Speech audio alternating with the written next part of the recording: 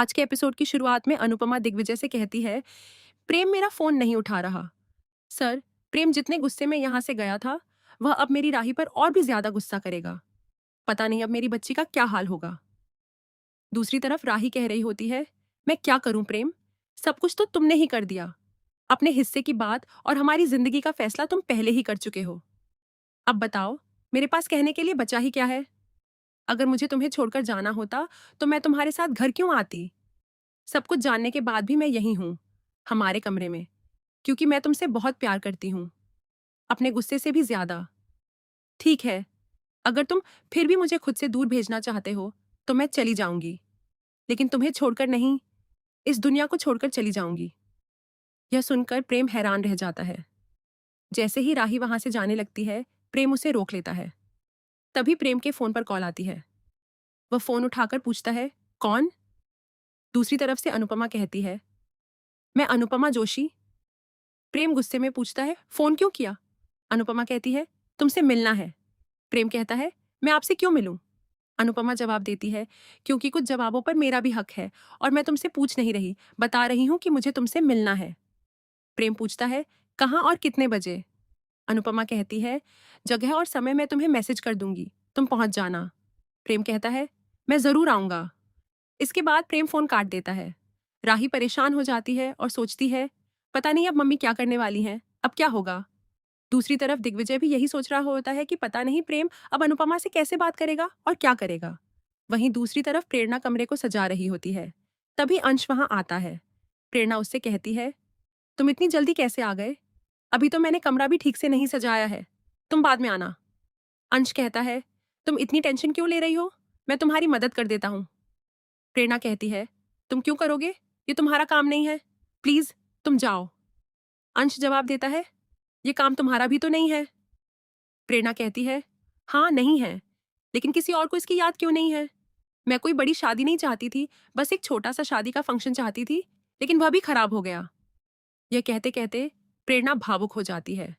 अंश उससे पूछता है, तुम रो क्यों रही हो। प्रेरणा कहती है, मैं कोई शिकायत नहीं कर रही हूँ, लेकिन दुखी तो हो सकती हूँ ना। हर कोई सिर्फ प्रेम के बारे में सोच रहा है, हमारे बारे में कोई क्यों नहीं सोच रहा। दूसरी तरफ दिग्विजय अनुपमा के पास आता है और कहता है, आप अपने बेटे से यह कहने जा रही हैं कि वह आपको जला नहीं सकता। इसके लिए बहुत हिम्मत चाहिए, मुझे आप पर गर्व है। All the best. अनुपमा कहती है, सर, आपने मेरा हौसला बढ़ाया, तभी मैं इतनी हिम्मत जुटा पाई। अब जो करना है वह करके ही रहूंगी। Thank you sir. इतना कहकर अनुपमा वहां से निकल जाती है।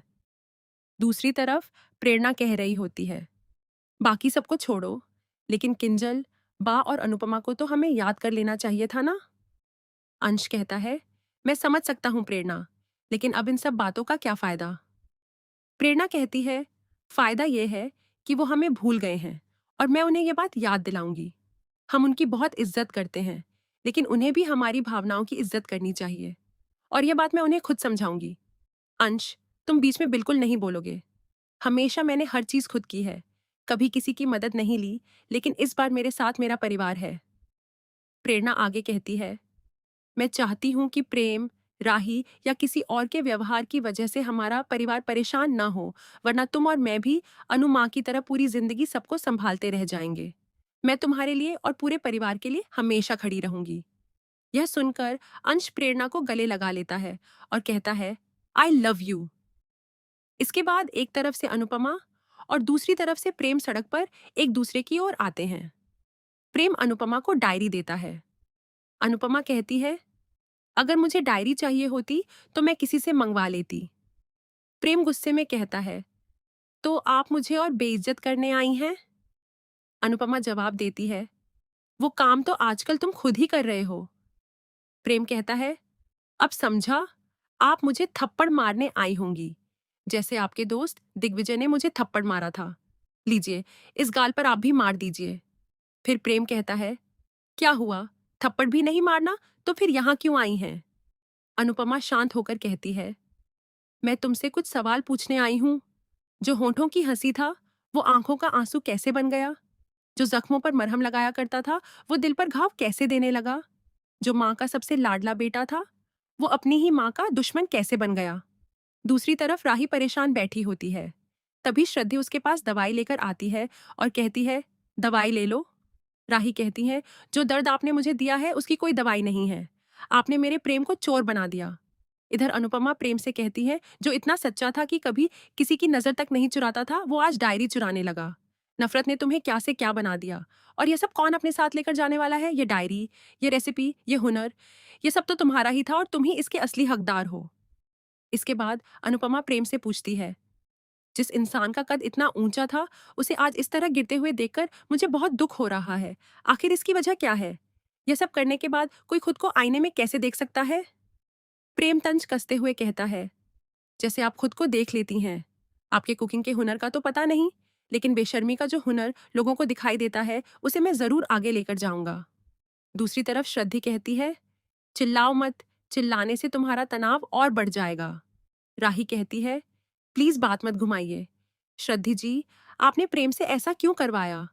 दूसरी तरफ प्रेम अनुपमा से कह रहा होता है, अब अपनी आंखों में इतने बड़े बड़े आंसू लेकर मुझे मत देखिए। आप अच्छी तरह जानती हैं कि मेरे मन में आपके लिए क्या है। फिर भी आपने मुझे यहाँ बुलाया, तो आपको अपनी बेइज्जती सुनने के लिए तैयार होकर आना चाहिए था। प्रेम आगे कहता है, आपको भी वही बातें सुननी पड़ेंगी और मुझे भी वही बातें कहनी पड़ेंगी, इसलिए सुन लीजिए। I hate you, Anupama Joshi, मैं आपसे नफरत करता हूँ। अनुपमा कहती है, तुम चाहे मुझसे जितनी नफरत करो, इस नफरत में मुझे बर्बाद कर दो, मेरी पूरी दुनिया जला दो, लेकिन खुद को मत जलाओ। प्रेम कहता है, राही भी आपसे उतनी ही नफरत करती है जितनी मैं करता हूँ। अनुपमा कहती है, अच्छा, तो फिर चोरी करने से पहले उसने तुम्हें क्यों नहीं रोका? प्रेम कहता है, अगर उसे ऐतराज होता तो वो मेरा साथ नहीं देती। अनुपमा जवाब देती है, वो तुम्हारे साथ इसलिए नहीं है कि तुम सही हो, बल्कि इसलिए है क्योंकि वो तुमसे बहुत प्यार करती है। और प्रेम, क्या तुम खुद भी जानते हो कि तुम गलत हो? यह सुनकर प्रेम गुस्से से भर जाता है। अनुपमा शांत स्वर में कहती है, जितना चिल्लाना है चिल्ला लो, लेकिन तुम अपने मन की आवाज कभी नहीं दबा सकते। अनुपमा आगे कहती है, तुम्हारा सपना तो अपना कैफे शुरू करना था, उसे आगे बढ़ाना था। फिर यह सपना कब से बन गया कि तुम अनुपमा को बर्बाद करोगे? मुझे बर्बाद करना, मेरी हर खुशी छीन लेना, ये तो श्रुति का सपना था।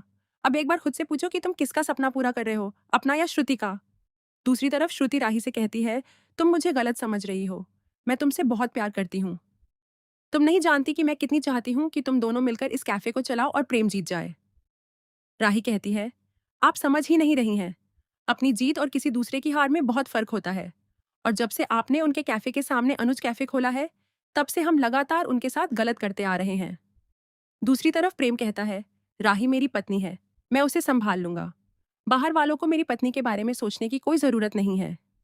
प्रेम आगे कहता है, आपको पता है आपका असली टैलेंट क्या है?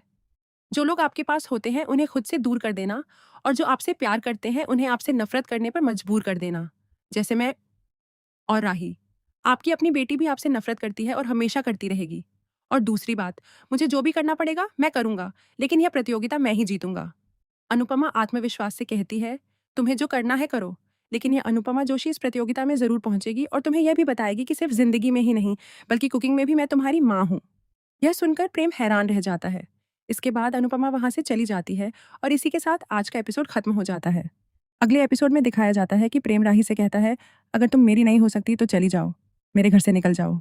दूसरी तरफ अनुपमा राही से कहती है, तेरा घर तेरी माँ है, चल अपने घर चल।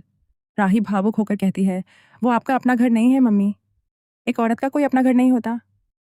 इस पर अनुपमा कहती है, हर औरत को अपनी मेहनत से अपना घर बनाना चाहिए, ऐसा घर जहाँ से उसे कोई कभी निकाल ना सके। अब यह प्रतियोगिता मेरे लिए बहुत ज़रूरी हो गई है, क्योंकि इसकी जीत से मेरा अपना घर बनेगा। मुझे मेरा अपना घर चाहिए, अनुपमा जोशी का अपना घर। दोस्तों, अगर आपको हमारी यह वीडियो पसंद आई हो तो हमारे चैनल को सब्सक्राइब ज़रूर करें। धन्यवाद।